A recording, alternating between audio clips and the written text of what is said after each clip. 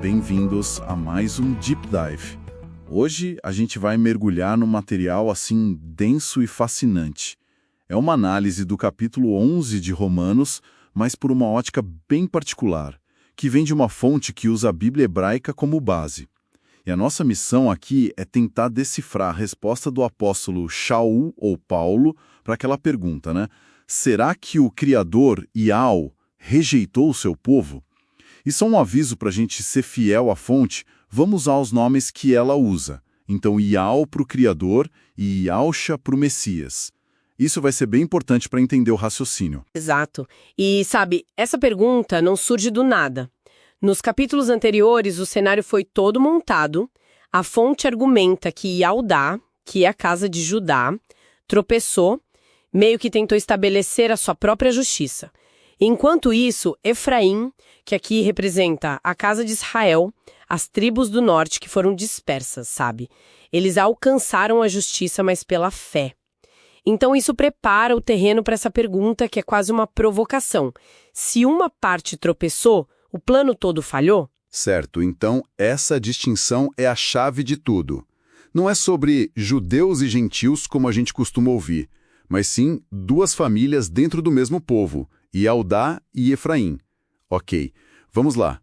Por onde a gente começa a desvendar essa resposta do Shaul? Bom, a primeira resposta dele é um não bem enfático, de jeito nenhum.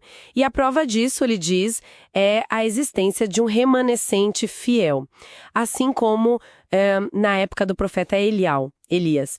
Mas o ponto crucial que a fonte levanta é que esse remanescente não é de um grupo só, é um grupo escolhido, por favor imerecido, e que vem das duas casas. Das duas casas de Israel. Exatamente, de Yaudá e de Efraim.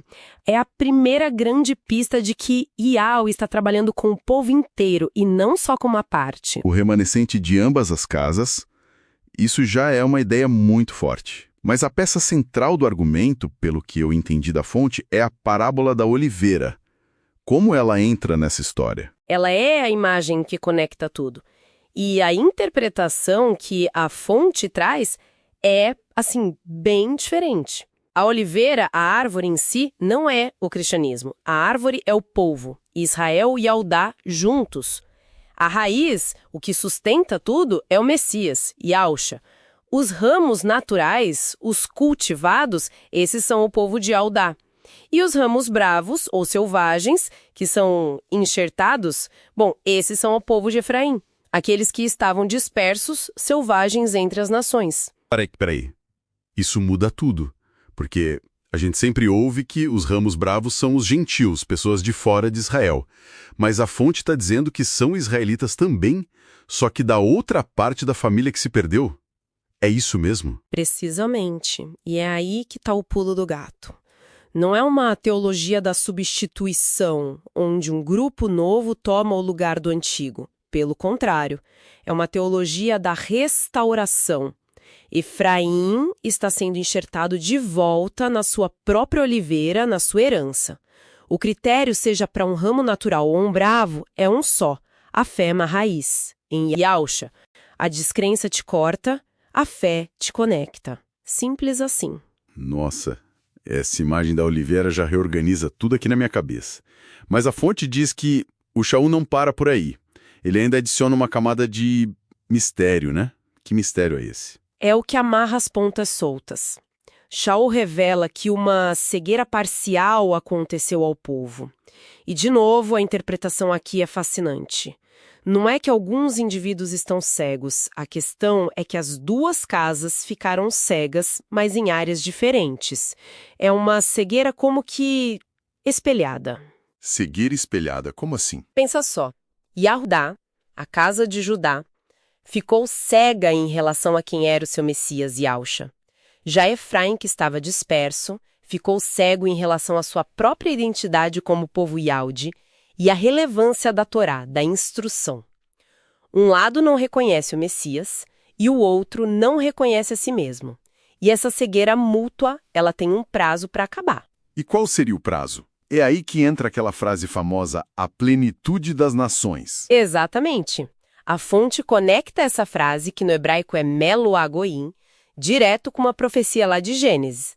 Quando Yaakov, ou Jacó, abençoa os filhos de José, ele diz que a semente de Efraim se tornaria literalmente a Melo Agoim, ou seja, a cegueira dura até que esse povo disperso de Efraim, que se tornou essa plenitude das nações, comece a retornar.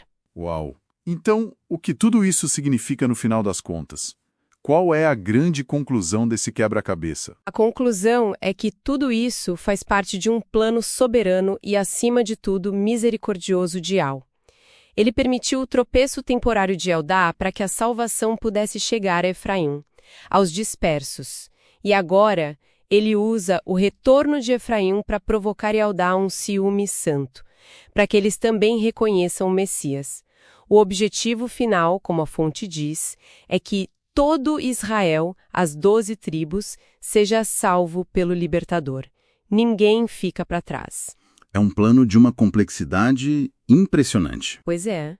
E isso deixa a gente com um pensamento final, sabe? Inspirado nos últimos versos do capítulo. Se um plano tão complexo, que atravessa milênios e envolve a cegueira e a restauração de um povo inteiro, foi todo orquestrado para no fim demonstrar misericórdia a todos, que outros mistérios de sabedoria podem estar escondidos nos paradoxos e desafios que a gente vê no mundo hoje? Talvez o que a gente enxerga como caos seja só uma parte de um plano que a gente ainda não consegue ver por completo. Amados do Criador. Esse capítulo nos dá a certeza que o povo da casa de Efraim são os gentios, ou seja, somos nós. E nosso Pai, nosso Abba, está querendo juntar as casas, sem deixar ninguém de fora. Entendi que nós recebemos por bondade imerecida a salvação através de Yahshua. E que essa salvação já havia sido dada desde os primórdios, quando nossos nomes foram escritos no livro do nosso Abba, nosso Pai. Tomemos cuidado, para que continuemos no caminho, e que estejamos o mais próximo do nosso Mashiach em nossos atos, e amando nosso Pai que está no céu, o Yahvé. Shalom a todos.